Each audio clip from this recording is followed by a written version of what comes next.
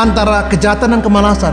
Jadi kalau saya melihat dalam pemahaman saya bahwa teks itu menggambarkan bahwa kejahatan dan kemalasan itu selecting.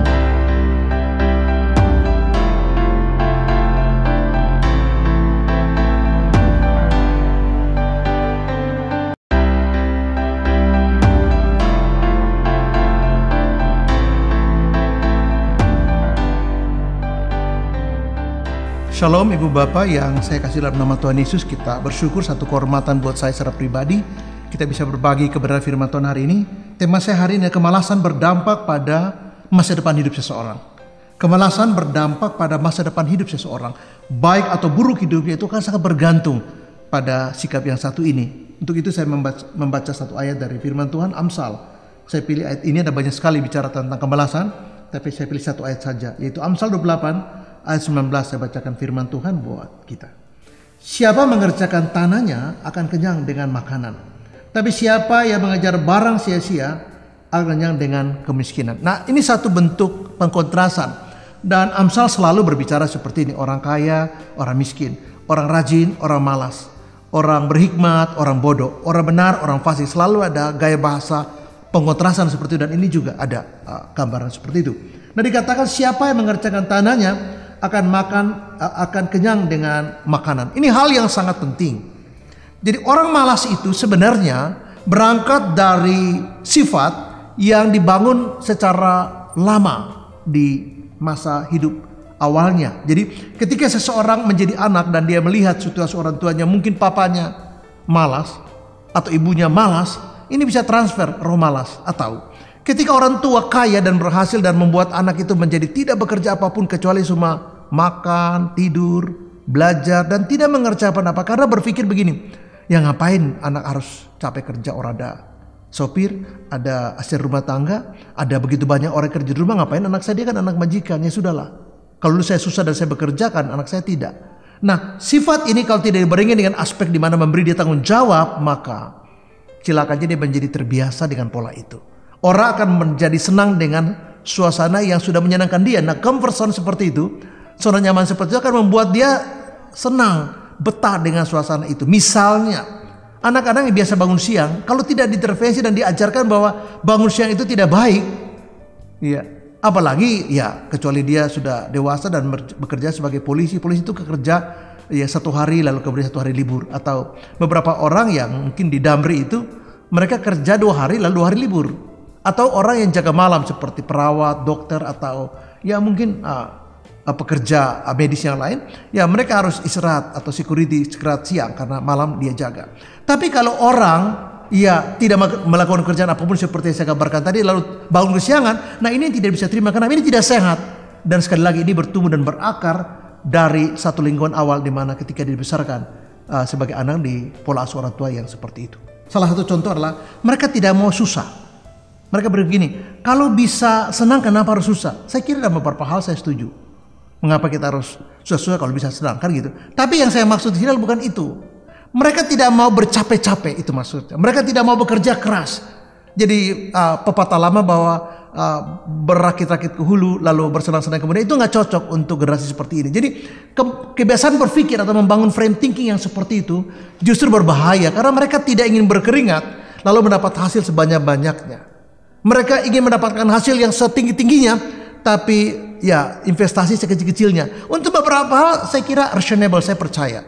Dan saya juga setuju. Tapi tidak semua hal bisa seperti itu. Kenapa? Kita membutuhkan kerja keras untuk mendapatkan hasil yang baik. Tapi orang malas bertumbuh dari frame yang seperti ini. Dan saya pikir ini tidak tepat untuk semua hal. Mungkin 1-2 aspek hidup ini oke. Tapi kalau itu merangkum semua aspek hidup kita atau itu kemudian dijabarkan di semua dimensi hidup kita, ada persoalan yang terjadi di sana, yaitu apa? Tidak semua bisa diterapkan seperti itu. Tapi orang-orang malas itu mereka ingin cepat kaya, mereka ingin cepat sukses, mereka tidak mau kuliah. Ngapain kuliah S1, S2, S3, ngapain? Lalu mereka mengatakan, tuh tetangga saya profesor S3 udah botak, udah guru besar lama di perguruan tinggi, tapi mobilnya VW. Dia nggak tahu bahwa bapak itu bukan nggak bisa beli mobil baru, memang dia suka VW itu, bahkan tuh VW itu dari kakeknya.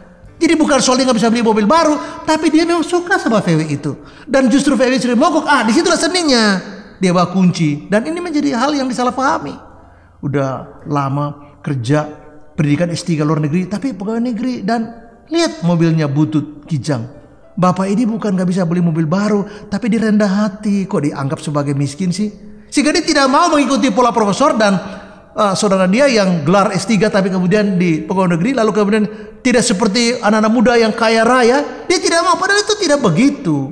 Nah, orang yang bertumbuh dari mentalitas yang malas karena salah paham tentang dia ingin cepat kaya, cepat sukses, cepat berhasil, tanpa capek-capek untuk membangun itu. Saya kira kalau dia berhasil pun, dia gampang untuk jatuh. Kenapa? Karena akarnya tidak kuat, fondasinya tidak kuat. Dan kalau tidak kuat dasarnya, tidak solid fondasinya, ketika dia sukses dia bisa tergoda dan cepat sekali jatuh. Dan saya melihat begitu banyak orang yang sukses cepat, dia juga cepat jatuh. Kenapa? Akarnya tidak kuat. Dan orang malas bertumbuh dari situasi yang seperti ini. Mentalnya, berpikirnya salah. Dia berpikir bahwa dengan cepat lalu mendapat untuk beberapa hal oke, tapi tidak semua hal bisa begitu. Dan kalau itu frame-nya, cara berpikirnya, maka ini sangat berbahaya. Dan orang malas tumbuh dari cara berpikir yang kurang lebih seperti itu.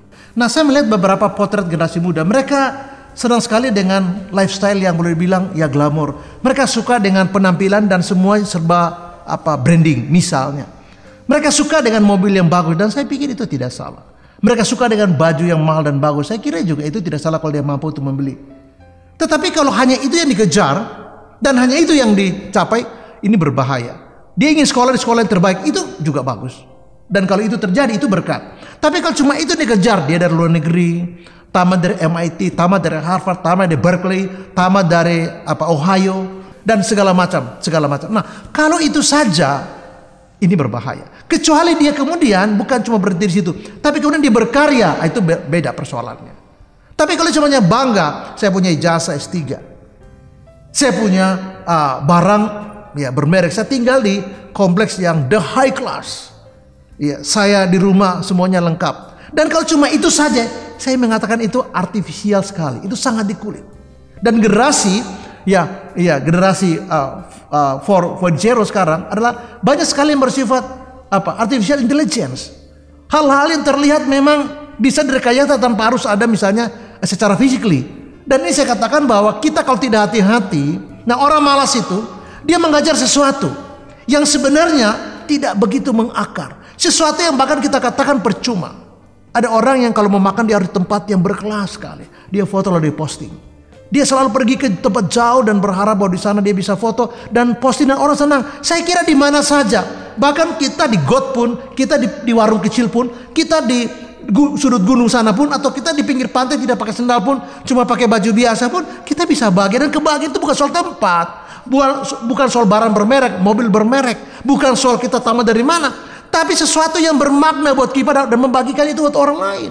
Sehingga hidup kita menjadi bermakna buat orang lain. Tapi orang malas mengerjakan sesuatu yang bersifat artifisial, yang dikulit sekali, yang branding tapi tidak bermakna ke dalam, tidak berakar ke dalam. Bahkan dia tidak terlalu humanis buat orang lain, tidak terlalu care sama orang lain. Dia hanya care pada dirinya, pada penampilannya, pada predikatnya, pada sanjungannya, pada apresiasi, dan kepada segala macam pencapaian. Dan kalau itu benar, ini katakan dia kenyang dengan kemiskinan. Nah, kemiskinan ini bukan soal kita nggak punya duit. Kemiskinan bukan soal kita nggak punya mobil bermerek, tapi miskin itu lebih kaya dari sekedar nggak punya uang, lebih kaya dari sekedar punya deposito, lebih kaya dari sekedar orang yang punya berbagai macam atribut secara artifisial itu. Orang bisa miskin karena nggak punya teman, nggak punya kasih, pelit, egois. Orang yang tidak bisa menghasilkan karya juga sama miskin. Miskin ilmu, miskin kebaikan, miskin relasi, miskin perhatian, dan miskin juga kasih sayang, miskin juga doa. Nah, ini bisa juga kemiskinan, dan kemiskinan jauh lebih luas dari sekedar nggak punya uang. Dan kalau itu yang dikejar, materi-materi yang bersifat sementara akan kejar. Ingat bahwa satu hari kita akan dipanggil, dan pertanyaan saya apa yang kita bawa.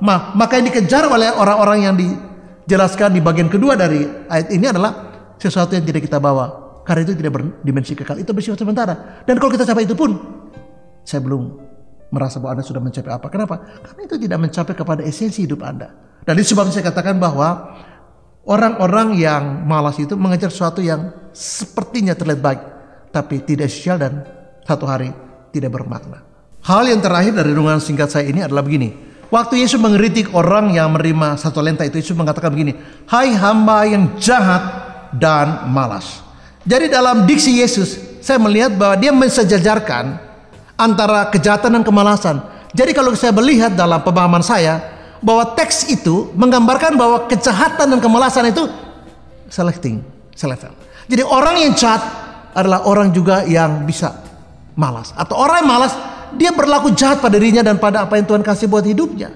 Nah, pertanyaan saya adalah bagaimana cara mengubah orang yang malas menjadi orang yang tidak malas, orang yang rajin bertanggung jawab.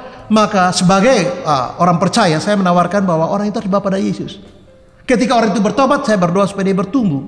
Nah, ketika dia bertumbuh, dia mulai mengenal yang namanya tanggung jawab. Dia mulai bertanggung jawab buat dirinya, buat keluarganya. Kalau dia sudah menikah, buat istri anak-anaknya, buat orang tua, buat lingkungannya. Kalau dia punya perusahaan, buat karyawannya. Ada orang saya tahu dia begitu kaya, tapi anak buahnya itu, waduh, nggak diperhatikan. Dia begitu berhasil, tapi anak buahnya itu sama sekali tidak menaruh perhatian kepada mereka. Dan ini tidak benar.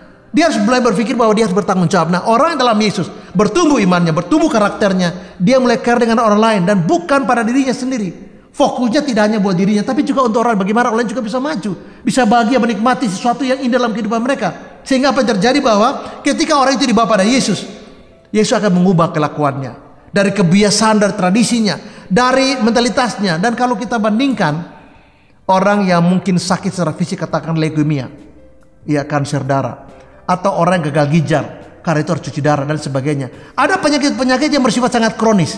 Nah, kalau saya bawa di penyakit mental, maka kemalasan itu bukan soal sekedar bangun kesiangan, ya tidak bertanggung jawab, tapi lebih luas dari itu. Saya merasa bahwa ini juga sejenis penyakit kronis secara karakter atau secara mental. Kenapa? Ini kalau kita bandingkan dengan penyakit fisik, ini seleksi dengan orang yang kena leukemia. Nah, orang yang kena leukemia itu agak fatal karena tidak ada obat. Nah, orang yang kena roh kemalasan atau diikat atau dipenjarakan lama oleh roh ini, dia harus bangkit dan berjuang. Dan bukan kita yang harus tolong dia. Dia harus tolong dirinya. Kalau dia tidak bisa tolong dirinya, nggak ada orang yang bisa tolong dia. Kenapa? Yesus panggil dia untuk dia bertanggung jawab. Ketika dia sadar bahwa hidupnya berharga, ketika dia sadar bahwa Tuhan ingin dia berbuat sesuatu buat orang lain, dan ketika dia sadar bahwa dia punya tanggung jawab, punya responsibility atas dirinya dan orang lain, buat keluarga dan mungkin buat negara. Ada orang tidak peduli negaranya mau hancur, nggak peduli, sehingga dia melakukan banyak sekali hoax, banyak sekali kebencian, dan bahasa-bahasa yang hate speech itu ditebar dengan begitu maraknya, begitu luas, dan berharap dia menjadi viral. Mau bangsa ini rusak, mau terpecah belah, nggak, bukan urusan saya. Yang penting saya bisa melakukan sesuatu, dan ini sangat berbahaya. Nah, ketika orang berada di Yesus, dia tahu bahwa bangsa Indonesia, bangsa di mana saya lahir, itu menjadi pokok doa saya. Saya tidak bisa berhasil lalu saya tidak peduli dengan bangsa saya. Saya tidak boleh sukses lalu bangsa saya tidak saya pikir atau saya abaikan begitu saja. Mau maju, mau mundur, saya tidak peduli. Dan itu tidak benar. Tidak benar, sama sekali tidak benar. Nah, karena kita dalam Yesus, maka kita disadarkan bahwa kita punya responsibility terhadap siapa? Terhadap diri kita, terhadap keluarga kita, terhadap keluarga besar kita, pertemanan kita, perusahaan kita, di mana kita punya usaha dan atau orang lain bekerja pada kita. Tapi buat masyarakat, buat lingkungan, buat bangsa ini. Ingat, kita bukan anak kos, kita bukan anak tiri di negeri, kita anak kandung dari bangsa ini. Jadi kita tidak boleh biarkan orang lain hancurkan bangsa ini. Kita harus berdiri di depan dan berjuang mendoakan bangsa ini, tapi juga hadir menjadi bagian dari bangsa ini untuk memberkati bangsa ini. Dan itu hanya bisa terjadi kalau orang-orang yang malas tadi dia datang pada Yesus dan dia mengenal Yesus, dia bertumbuh di Yesus, tapi dia kemudian punya tanggung jawab buat dirinya, keluarga, dan masyarakat serta bangsa ini. Tuhan Yesus memberkati dan shalom buat kita semua. Amin.